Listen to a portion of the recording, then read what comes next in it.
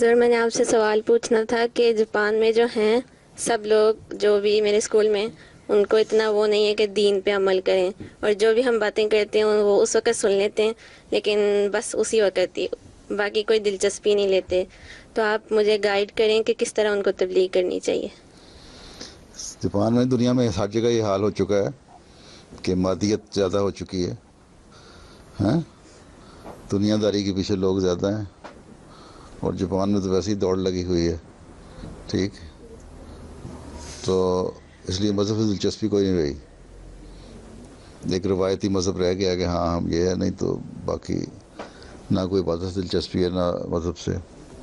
اور بلکہ دنیا تو خدا کو بھول رہی ہے. جاپانیوں میں ابھی کم از کم یہ ہے کہ یہ سمجھتے ہیں کہ جو بھی ان کا تصور ہے خدا کا ایک ہے، ہیں؟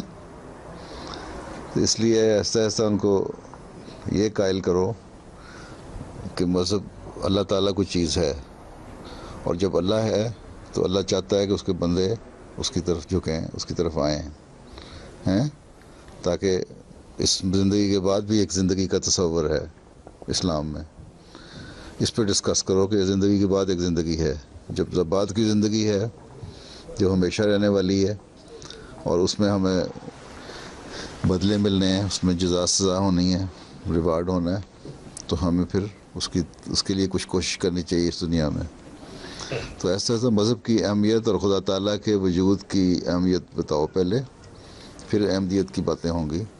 جس کو دلچسپی نہیں خدا سے، جس کو دلچسپی نہیں مذہب سے، اس کو کیا فرق پڑتا ہے کہ تمہارا مذہب احمدیت اسلام صحیح اسلام ہے یا نہیں اسلام صحیح، یا عیسائیت کے نظریات غلط ہو چکے ہیں اب یا نہیں ہو چکے، یا سنتوازم یا بدھزم میں کیا کیا کمزوریاں ہیں اور اسلام میں نہیں ہیں.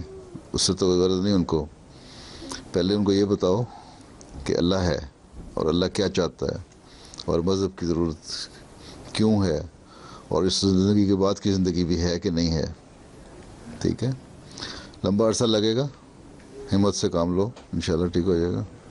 سر میں اس دفعہ سیکٹری تبلیغ نگویا بنی ہوں، میرے لیے دعا کریں کہ صحیح کام کر سکوں. اپنے عمل کرو، نئے دکھاؤ، لوگ توجہ پیدا ہو. سب سے بڑی بات ہے کہ اپنے عمل جو ہے نا اس سے اٹریکشن پیدا ہوتی ہے. تم کون ہو، کیوں ابھی اقتباس پڑھا ہے نا اخلاق کا. میں نے بھی ایک دو پچھلی دفعہ بھی میں نے کہا تھا اخلاق کی باتیں، ان کے اخلاق اچھے ہیں، ان سے اچھے اخلاق دکھاؤ گی تمہاری طرف توجہ آئے گی.